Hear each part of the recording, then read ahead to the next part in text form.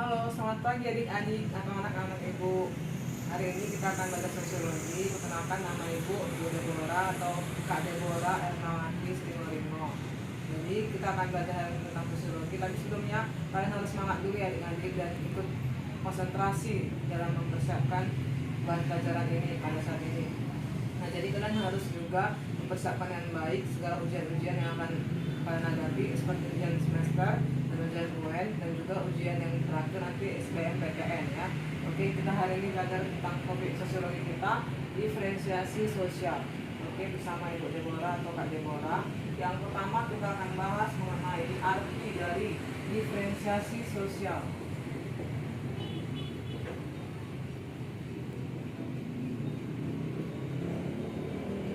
Oke, arti dari diferensiasi sosial adalah diferensiasi sosial ini, anak-anak ibu, artinya pengelompokan masyarakat ya, pengelompokan masyarakat secara horizontal ya, secara horizontal atau berjajar tanpa menunjukkan ya, tanpa menunjukkan perbedaan yang lebih tinggi ya, menunjukkan perbedaan yang lebih tinggi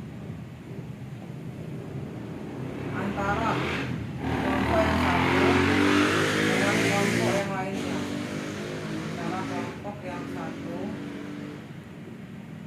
dengan kelompok yang lainnya ya, dengan kelompok lainnya. Kemudian adik-adik, dalam diferensiasi sosial ini adik-adik, ngerti ya sampai sini ya? Ngerti ya? Oke, kita lanjutkan. Nah, kalau diferensiasi sosial ini adik-adik, dia memiliki yang namanya faktor penyebab ya, faktor penyebab diferensiasi sosial. Faktor penyebab diferensiasi sosial. Oke, ini terbagi atas 3. Yang pertama adik-adik, faktor penyebab dari diferensiasi sosial. Yang pertama ada yang disebut dengan ciri fisik. Ciri fisik. Nah, di sini maksudnya ciri fisik, dia perbedaan ciri-ciri fisik ya. Faktor penyebab yang pertama. Nah, di sini ciri fisik ini dia dilihat dari ras. Ras ya. Ras ini adik-adik, dia perbedaan warna kulit ya. Jadi bisa dilihat dari contohnya warna kulit ya, warna kulit. Kemudian bentuk wajah atau bentuk hidung ya, bentuk wajah, bentuk hidung dan lain sebagainya ya, dan lain-lain. Wajah juga ya. Warna kulit dilihat ya, apakah sawo matang ataukah kuning langsung ataukah kulitnya warna hitam ya, juga dari situ. Kemudian bentuk wajah, apakah bentuknya lonjong atau bulat. Kemudian yang untuk hidung, apakah mancung masuk ke dalam atau mancung keluar, pesek ya. Oke, ini lanjut ciri fisik yang pertama. Lalu dik, yang kedua dik, ada lagi yang disebut dengan ciri sosial. Oke. Nah, kalau ciri sosial ini dilihat dari perbedaan status dan peran di dalam warga masyarakat. Perbedaan status dan peran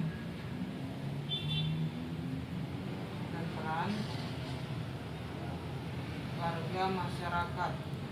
Oke. Warga masyarakat dalam kehidupan sosial ya, dalam kehidupan sosial.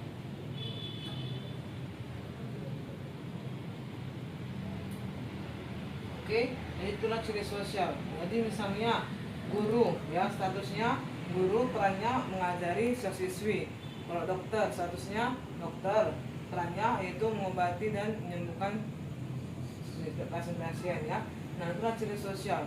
Jadi itu merupakan faktor penyebab dari diferensiasi yang kedua. Lalu yang ketiga adik-adik, ada yang disebut dari ciri budaya. Nah, kalau ciri budaya ini adik-adik, dia dilihat dari suku dan budaya dari setiap masyarakat ya. Pembedanya suku dan budaya setiap masyarakat.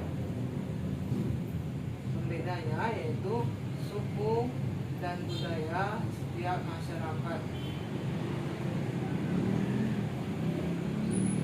Oke, bisa dipahami ya sampai di sini ya, saya. Nah, ini nanti ada 3 faktor penyebab dari diferensiasi sosial. Oke, paham sampai sini? Paham ya? Oke. Kalau begitu kita lanjutkan ke yang berikutnya, yang ketiga, dan yang pertama, yang kedua,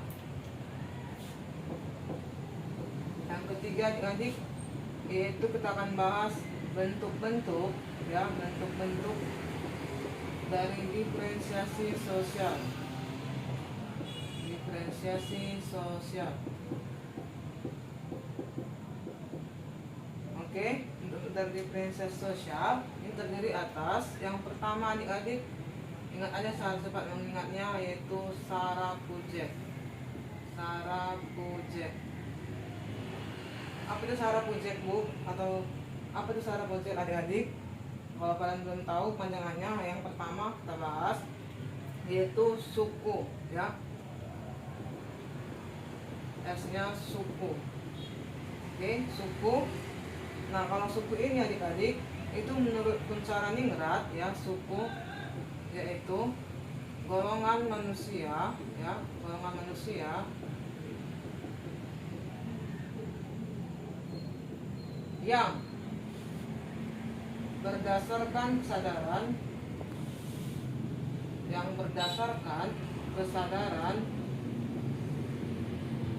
dan identitas akan kesatuan kebudayaan ya, akan kesatuan kebudayaan ya, saya akan kesatuan kebudayaan. Nah, itulah suku. Kemudian adik-adik, kalau suku di Indonesia menurut Kuncharaningrat ya, suku di Indonesia menurut Kuncharaningrat ada berapa adik-adik? Pernah dengar? Belum pernah ya? Suku di Indonesia menurut Kuncharaningrat ada 195 suku adik-adik.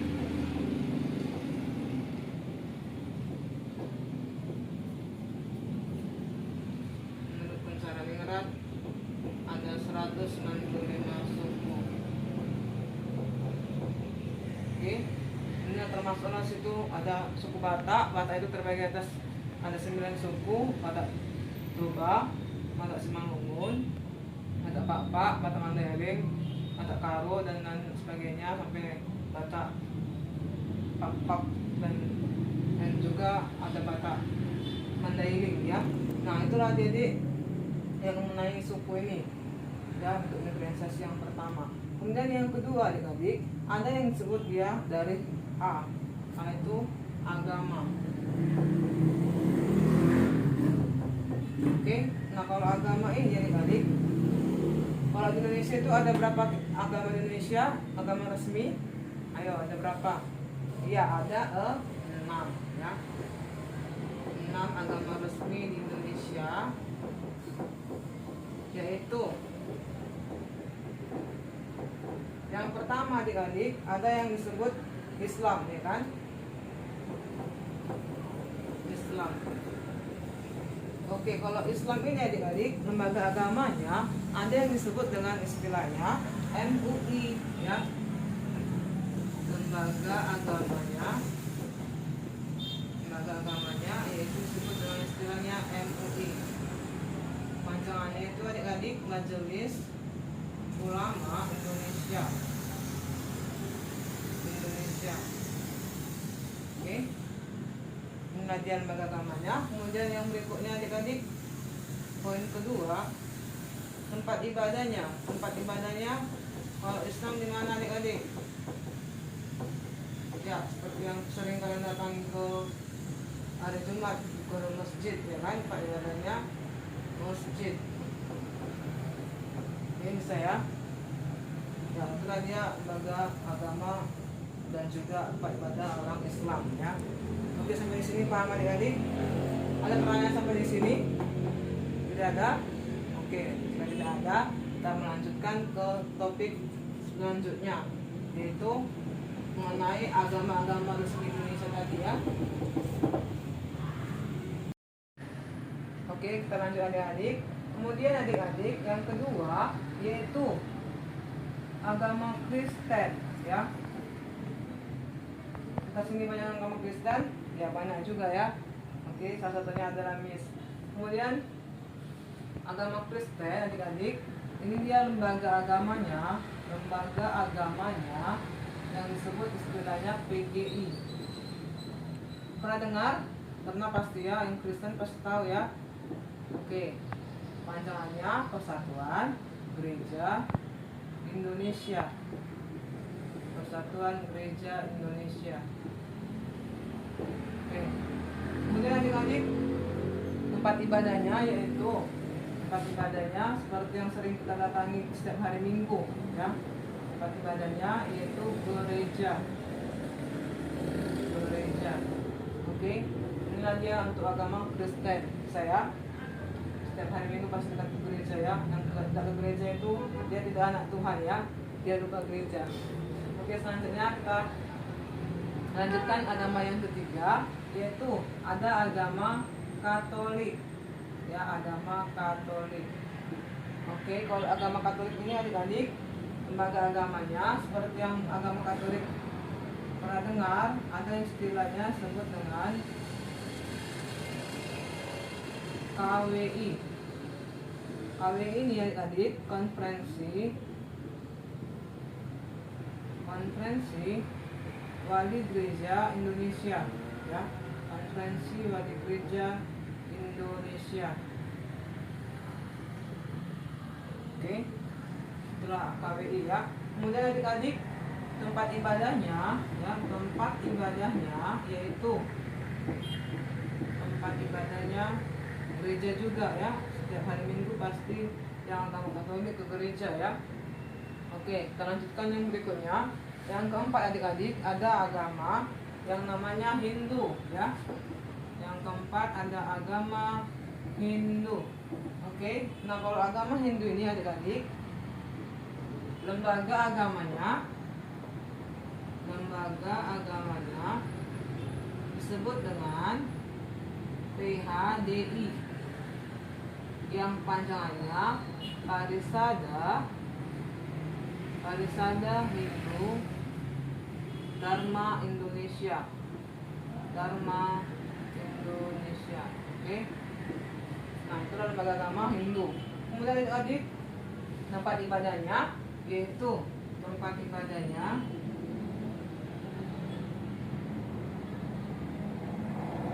ini kalau orang India sering ke kuil ya, untuk kuil. Ada sini orang India?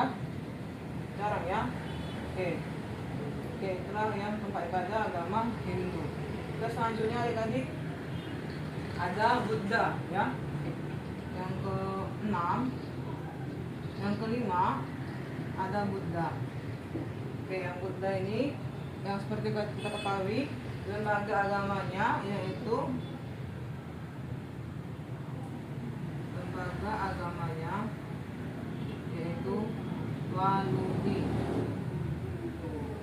Walubi ya.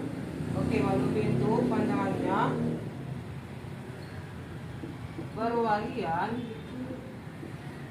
perwalian umat. Oke, umat Buddha Indonesia. Oke, selanjutnya adik-adik, perwalian umat Buddha Indonesia ya. Perwalian umat Buddha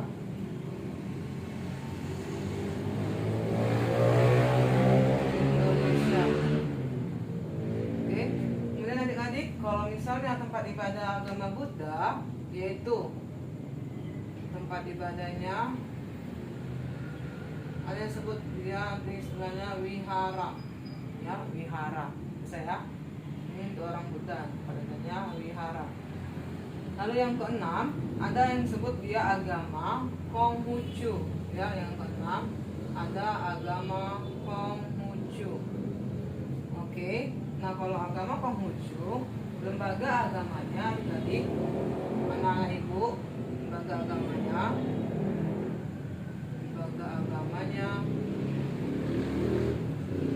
istilahnya disebut dengan matakin. Oke, matakin ini panjangannya adik-adik, anak ibu, majelis agama,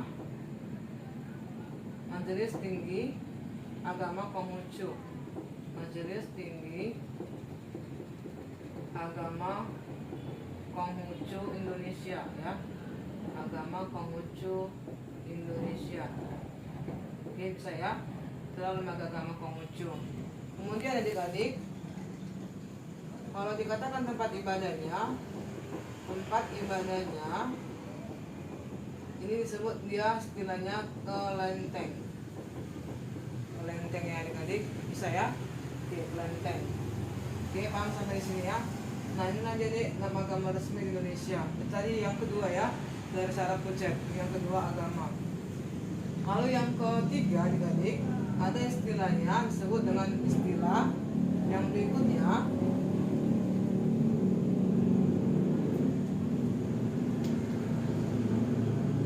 Yang ketiga ada istilahnya ras. Oke, ras ini adik-adik perbedaan warna kulit, ya, perbedaan warna kulit. Lalu kalau menurut Al-Kroeber, ya, ras menurut Al-Kroeber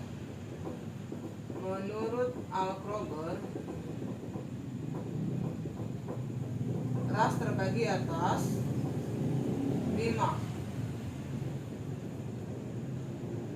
Terbagi atas 5. Oke, yang pertama adik-adik ada yang sebut dia istilahnya ras mongoloid, ya.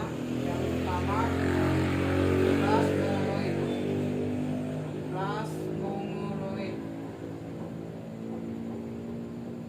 Oke, ras mongoloid ini adik-adik dia kulitnya warnanya sawo matang dan bisa juga kuning langsat, ya. Sawo matang dan juga ada yang kuning langsat.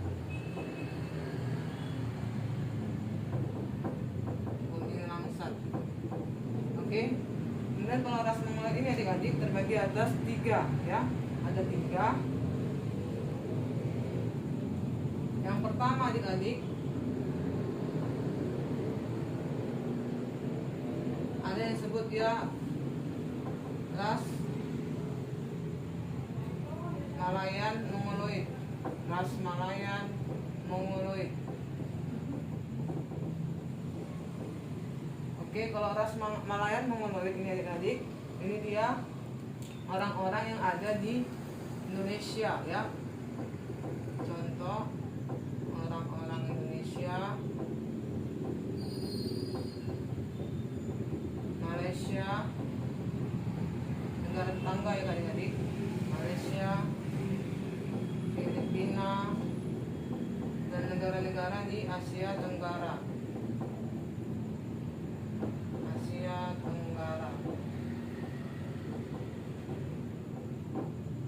Oke, Indonesia, Malaysia, Filipina, itulah Malayan Mongoloid. Aja Malayan, Malaysia, ya. Oke, itulah ras Malayan Mongoloid. Lalu yang kedua adik-adik ada ras yang namanya ras Asiatik Mongoloid, ya.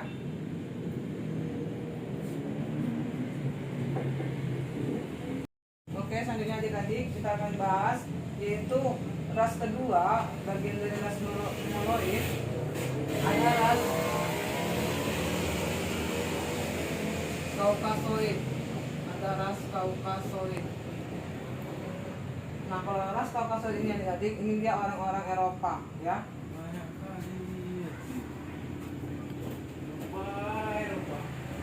Jadi lihat orang-orang Eropa. Kemudian adik-adik, dia terbagi lagi. Ini kulitnya, warna kulitnya ini warna kulit putih kemerah-merahan. Kulit putih kemerah-merahan.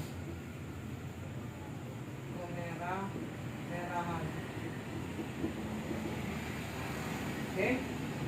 Ini adik-adik, ras Kaukasoid ini adik-adik terbagi atas ada berapa bagian ya. Ras Kaukasoid ini terbagi atas ada 4. Yang pertama adik-adik ada yang disebut dengan istilahnya Nordik, ras Nordik.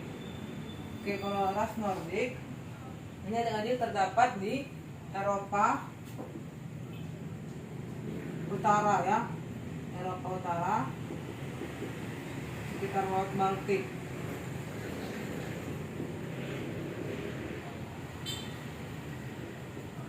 Sekitar Laut Baltik. Oke, bisa ya. Lalu yang berikutnya adik-adik ada lagi yang disebut dia ras Alpin. Ras Alpin yaitu kalau ras Alpin dia terdapat di Eropa Timur dan Eropa Tengah. Di Eropa Timur dan Eropa Tengah.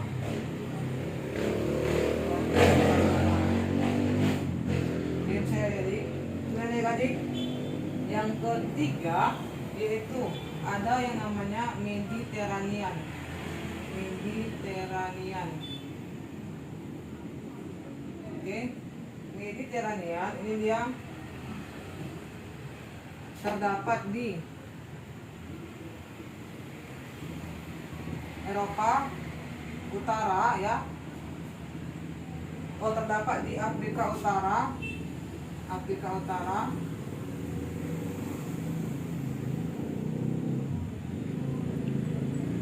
Sekitar Laut Tengah.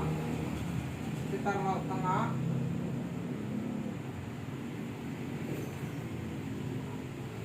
Lalu di Armenia, Arab dan Iran.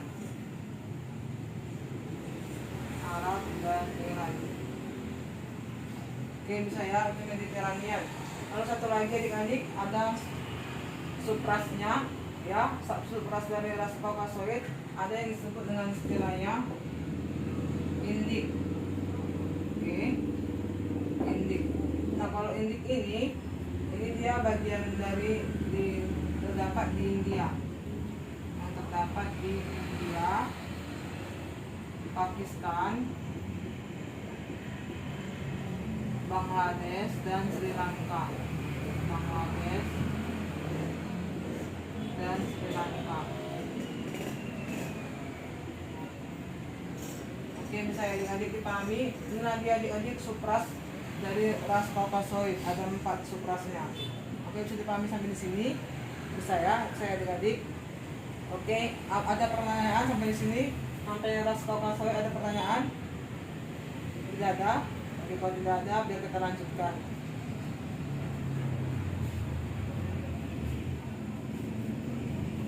Oke, kita lanjutkan. Tadi sudah sampai 3 ras ya. Ras yang Kaukasoid sudah. Lalu yang berikutnya adik-adik ada lagi yang disebut dia rasnya ras Negroid. Ras Negroid. Oke, ras Negroid ini dia adik ada yang disebut dia istilahnya ras Nordik. Oh, bukan. Ada istilahnya ras Negrito.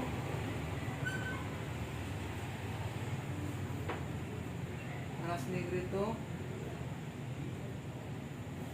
Ini dia yang terdapat di Afrika ya, Afrika Selatan ya, Afrika Selatan.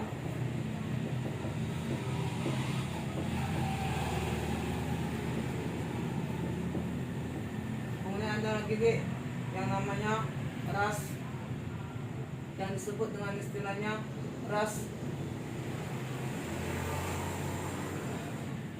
yang namanya ras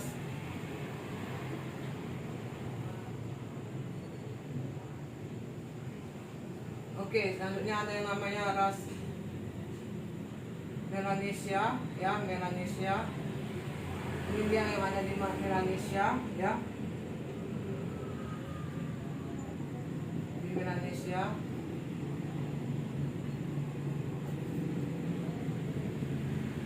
Oke, ini adik-adik yang disebut dia ras-ras Negroid ya. Ini warna kulitnya warna kulit hitam. ya, warna kulit hitam, kulit hitam. Oke, bisa adik-adik, bisa dipahami sampai sini, bisa ya. Oke, kita lanjutkan yang berikutnya. Ada ras-ras khusus. Yang berikutnya, yang kelima, yaitu pembagiannya ada ras-ras khusus. Oke, ras-ras khusus ini terbagi atas beberapa bagian, yaitu ras khusus itu terbagi atas yang pertama adik-adik, ada yang namanya Bushman, ya. Ras Bushman ini dia terdapat di gurun Kalahari, ya. Terdapat di gurun Kalahari, Afrika Selatan.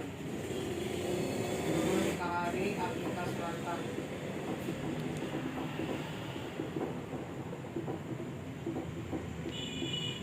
Oke, lalu yang berikutnya adik-adik ada yang disebut ras Bedoid, ya. Yang berikutnya ada ras Bedoid.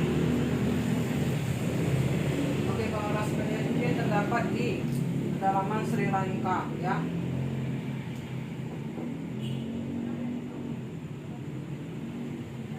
Di pedalaman Sri Lanka dan Sulawesi Selatan. Di pedalaman Sri Lanka dan Sulawesi Selatan. Bisa ya. Oke, kemudian berikutnya adik-adik ada ras yang namanya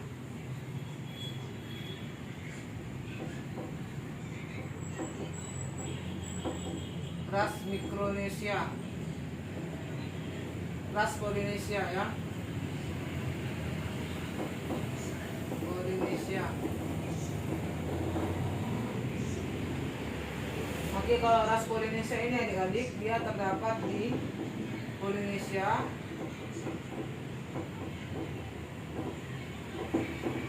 dan Mikronesia, ya. Mikronesia. Oke, bisa dipahami adik-adik, ras Polinesia. Lalu yang berikutnya adik-adik, tapi kita lanjutkan adik-adik. Yang berikutnya ada ras yang disebut Ainu. Oke, kalau ras Ainu ini adik-adik, dia terdapat di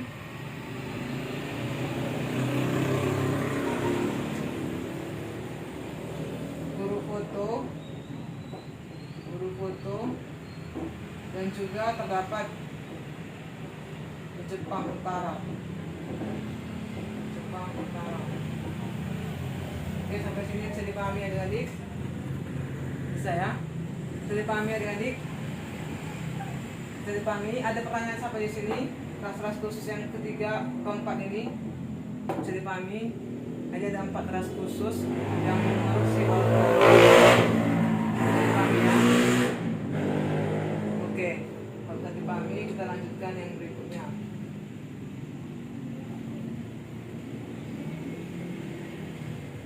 Oke, bisa kita lanjutkan adik-adik. Oke, ibu lanjutkan ya adik-adik. Yang berikutnya ada yang namanya, tadi sudah 3 ya, suku, agama, ini ras, ya. Dan yang keempat ada yang bagiannya antar golongan, antar golongan.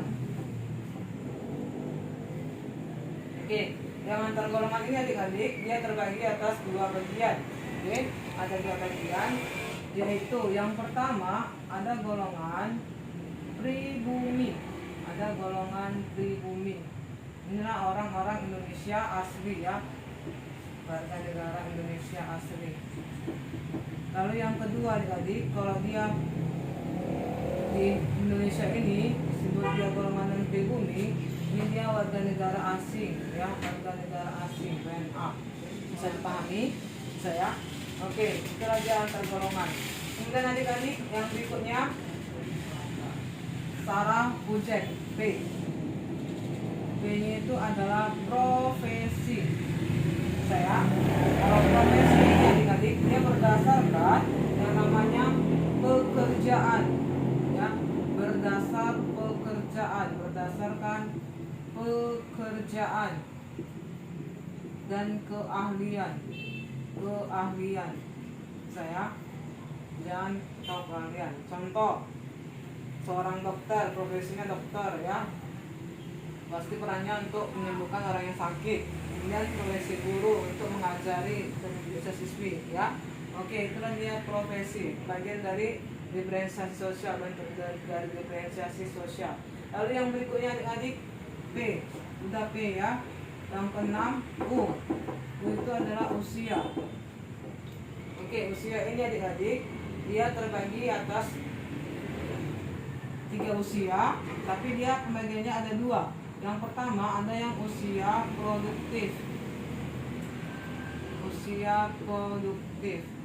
Oke, kalau usia produktif ini adik-adik dia dari usia, ini usianya 15 sampai dengan 64 tahun. Bisa ya? 15 sampai 64 tahun. Kemudian adik-adik yang kedua ada usia non produktif. Usia non produktif. Ini ada 2 pembagian. Yang pertama dari usia 0 sampai 14 tahun, dan juga dari usia yang udah pensiun ya, 60 tahun. Oke, di atas 60 tahun ini usia ya. Lalu adik-adik saraku Jack ya, Jack.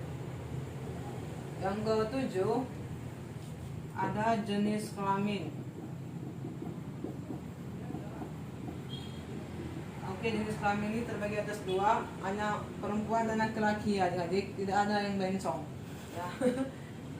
Tidak ada yang bencong, hanya perempuan dan laki-laki.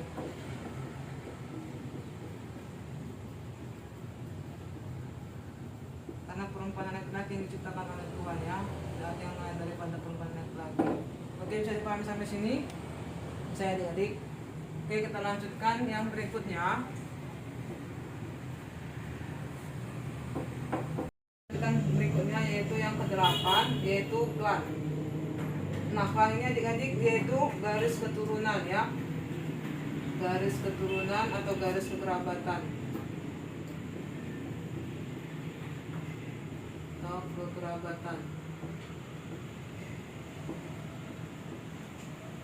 Oke, klan ini terbagi atas 3 bagian ya adik-adik, anak-anak ibu.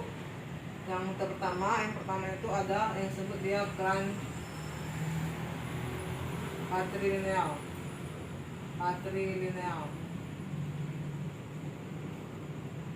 Oke, klan patrilineal ini dia ditarik dari garis keturunan ayah, papa ya. Tarik dari garis keturunan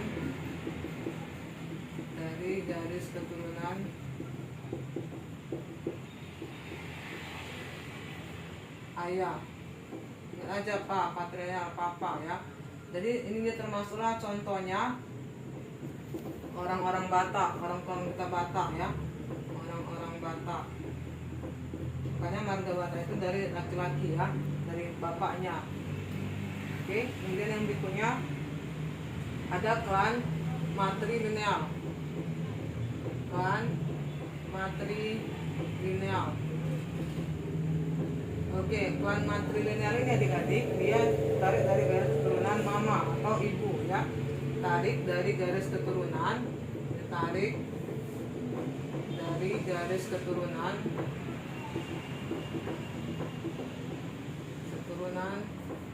ibu.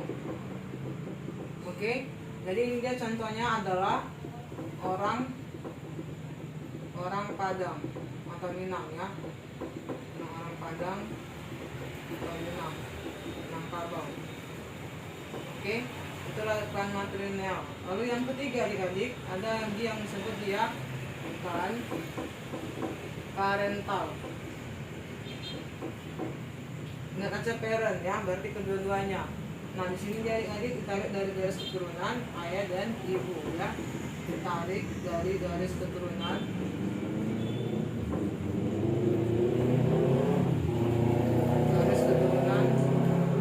ayah dan ibu. Bisa ya? Dan aja parent, orang tua ya, ayah dan ibu. Lalu adik-adik, kalau yang parental ini contohnya untuk orang-orang Jawa, ya, orang-orang Jawa. Oke, bisa dipahami sampai sini adik-adik? Saya sampai sini ada pertanyaan? Oke, sampai sini pelajaran kita adik-adik yang ibu ajarkan mengenai diferensiasi sosial. Semoga dapat memahami dan mengerti apa yang ibu ajarkan. Semoga kalian kedepannya juga bisa mengerti apa yang ibu ajarkan dan juga dapat mempelajari kembali apa yang telah ibu terangkan pada hari ini. Oke, sekian dulu dan terima kasih. Dan juga kalian semoga lebih kurangnya apa yang ibu sampaikan, ibu mohon maaf. Terima kasih.